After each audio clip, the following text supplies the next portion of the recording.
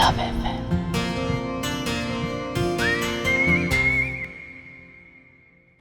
एक लड़की सड़क पर चल रही थी। उसने सफेद रंग का प्लेन सूट पहना हुआ था, हाथों में वेलवेट चूड़ियां, कानों में बड़े बड़े झुमके पहने वो बेहद ही खूबसूरत लग रही थी। सड़क पर दूर दूर तक कोई नहीं था। तभी तेज हवा चलना शुरू हो गई और उसी के साथ हल्की बारिश भी। आरोही परेशान होते हुए हड़बड़ाकर बोली, तू भी ना आरू, पता था मौसम खराब है, छाता लेकर नहीं आ सकती थी क्या? अब देख, भीगना पड़ेगा। वो लड़की अपने हाथों से बारिश से बचने की कोशिश कर रही थी। बारिश के साथ तेज हवा उसकी चुनर को उड़ा रही थी। उसके लंबे ब्राउन सिल्की बाल उसकी कमर पर लहरा रहे थे। उसके चेहरे पर बारिश की बूंदें उसे और खूबसूरत बना रही थी। ये थी आरोही मेहता। तभी कोई तेजी से उसके नजदीक आया और अपने छाते से आरोही को कवर कर दिया। वो लड़का आरोही को बारिश से बचाने की कोशिश में खुद भी भीग चुका था। जैसे ही दोनों की नजर एक दूसरे से मिली तो वो दोनों एक दूसरे में खो से गए। भीगी हुई आरोही जैसे सीधा उस लड़के के दिल में उतर रही थी। वहीं वो लड़का जिसका नाम था अरिजीत शर्मा, उसे देख ना जाने आरोही का दिल एक बहाव में बहने लगा था। वो बेहद ही हैंडसम था। ग्रे आईज, माथे पर बिखरे बाल, लंबी हाइट, परफेक्ट बॉडी। आरोही खोए हुए अंदाज, थैंक यू, आपने मेरी मदद की। मैं छाता लाना भूल गई थी। इतनी खूबसूरत भूल के लिए शुक्रिया, वरना इतना खूबसूरत पल कैसे नसीब होता मुझे। पहली ही मुलाकात में जैसे दोनों के दिल एक दूसरे में खो जाना चाहते थे। तभी अरिजीत की नजर आरोही के हाथों में पड़े छाते पर गई। उसने आरोही के हाथ से छाता लेकर कहा, अरे ये तो रहा, छाता होते हुए भी भीग रही हैं आप। ओह सॉरी, मेरा ध्यान ही नहीं गया, दिमाग से निकल। इससे पहले आरोही अपनी बात पूरी करती, अरिजीत बिना कुछ कहे आरोही के हाथ में अपना छाता पकड़कर वहां से चला गया। दोनों एक दूसरे में ऐसे खोए थे कि उन दोनों के छाते एक्सचेंज हो गए और उन्हें इतना भी ध्यान नहीं रहा। उसके जाने के बाद आरोही ने अपना सर पकड़ लिया। ओह गॉड, ये मुझे क्या हो गया? एक नंबर की गधी है तू आरू। वैसे ये कितना प्यारा था। आई विश कि इससे दोबारा मिल पाऊं। तभी आरोही का ध्यान छाते पर गया। ओह गॉड, हमारा छाता ही रिप्लेस हो गया। वैसे अच्छा इशारा है भगवान का, क्या पता इसी बहाने हम दोबारा मिल जाए। एक खूबसूरत सी मुस्कुराहट आरोही के होठों पर आ गई।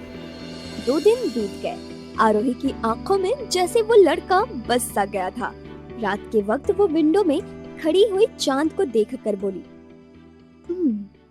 पता नहीं कौन था वो, एक ही नजर में दिल में बस सा गया। गॉड प्लीज एक बार मिला दो उससे। नेक्स्ट डे शाम के वक्त वो घर लौट रही थी। अचानक से उसकी स्कूटी बंद पड़ गई। वहाँ बैठे 3 लड़कों का एक गैंग तेजी से आरोही के पास आकर उसे चारों ओर से घेर लेते हैं।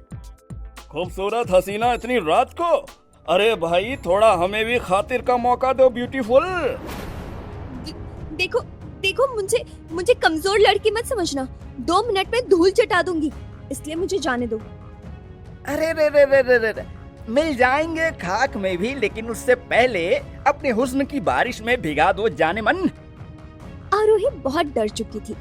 रात अंधेरी थी। अचानक से बारिश भी शुरू हो गई। तेज सुनसान सड़क पर गहरा सन्नाटा था। आरोही का रंग डर से पीला पड़ चुका था। तभी उन दोनों लड़कों ने आरोही का हाथ पकड़कर अपनी बाहों में खींच लिया, जिससे एक जोरदार चीख आरोही के मुंह से निकल गई।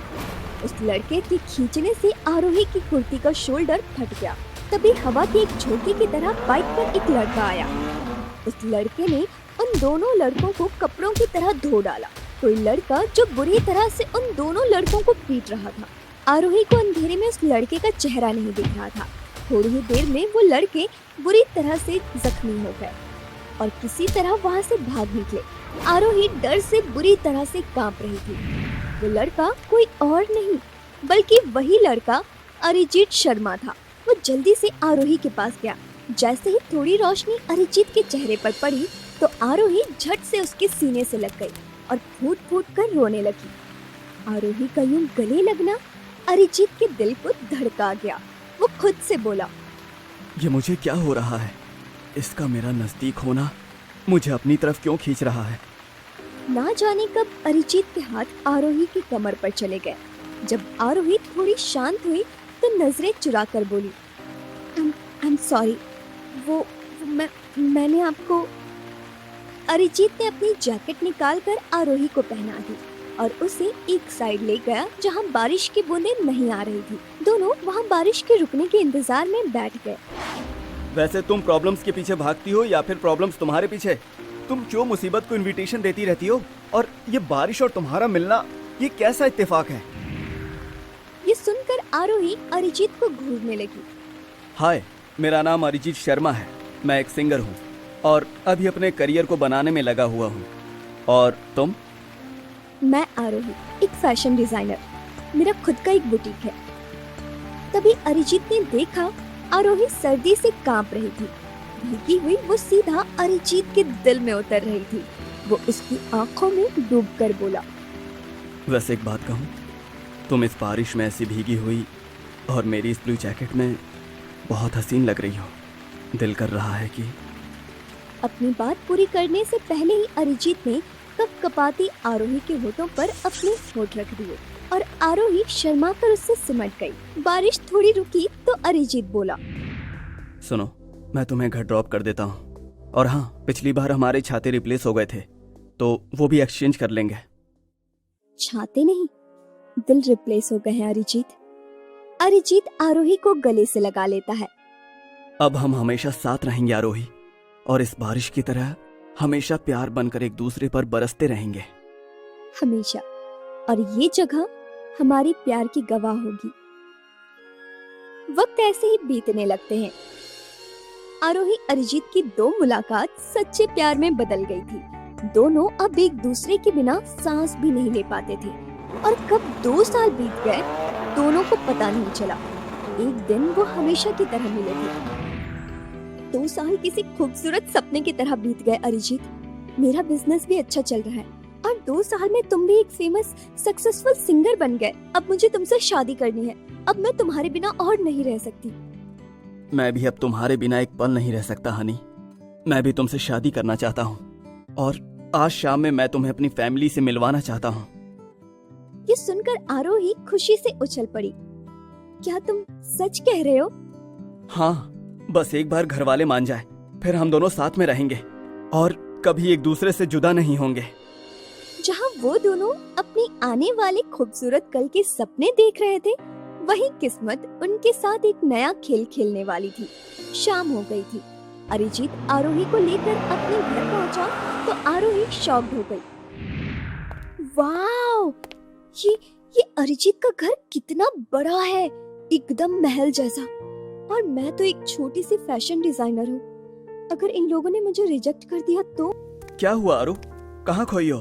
अंदर चलो, मैं तुम्हें माँ और पापा से मिलवाता हूँ। हाँ, चलो। जैसे ही वो दोनों अंदर गए तो मिस्टर अमन शर्मा, अरिजीत के पापा और मिसेस शर्मा का चेहरा गुस्से से लाल हो गया। माँ, पापा, ये आरोही है। हम दोनों एक दूसरे से बहुत प्यार करते हैं और एक दूसरे से शादी करना चाहते हैं। देखो, लड़की तो बहुत ही सुंदर और अच्छी है, पर हमें आरोही से अकेले में कुछ बात करनी है। तब तक तुम जाओ और किचन से आरोही के लिए जूस बनाकर लाओ। हाँ, ठीक है, मैं अभी आया। अरिजीत मुस्कुराते हुए किचन में चला गया। तभी मिस्टर अमन शर्मा बोले, हाँ तो बेटा, क्या करती हो तुम और परिवार में कौन कौन है? जी, मैं फैशन डिजाइनर हूँ। मेरा खुद का एक बुटीक है और मेरी फैमिली में बस मेरे पिता हैं जो कि बैंक मैनेजर हैं। बेटा, हमारा बेटा अरिजीत एक सुपरस्टार है, आज का सुपरहिट सिंगर। उस पर शहर की सारी लड़कियां मरती है। ऐसे में अगर एक बैंक मैनेजर की बेटी से शादी करेंगे तो हमारी इज्जत खराब हो जाएगी ना बेटा। बाकी तुम खुद समझदार हो। पर आंटी, अरिजीत मुझसे बहुत प्यार करता है और हम दोनों एक दूसरे के बिना नहीं रह सकते। देखो आरोही, अगर तुम्हें अपनी इज्जत प्यारी है और तुम अरिजीत को खुश देखना चाहती हो तो अरिजीत की जिंदगी में वापस कभी मत आना, वरना अंजाम तुम खुद भुगतोगी। तभी अरिजीत हाथ में ट्रे लिए जैसे ही आया, आरोही रोते हुए वहाँ से भाग गई, जिसे देख अरिजीत हैरान होकर बोला, आरू रोते हुए क्यों गई पापा? आप लोगों ने उससे क्या कहा? मैंने उसे उसकी औकात दिखाई है। वो लड़की तुम्हारे लायक ही नहीं है। तुम आज के बाद उससे नहीं मिलोगे, समझे? ये सुनकर अरिजीत के होश उड़ गए। क्या अरिजीत मानेगा अपने घर वालों की बात? और क्या दोनों हो जाएंगे एक दूसरे से अलग या जाएंगे अपनों के खिलाफ? क्या आरोही कर देगी अरिजीत को दूर अपनी इस बेइज्जती के बाद? जानने हैं इन सभी सवालों के जवाब, तो देखिए इसका अगला एपिसोड ओनली ऑन हमारे YouTube चैनल लव FM पर।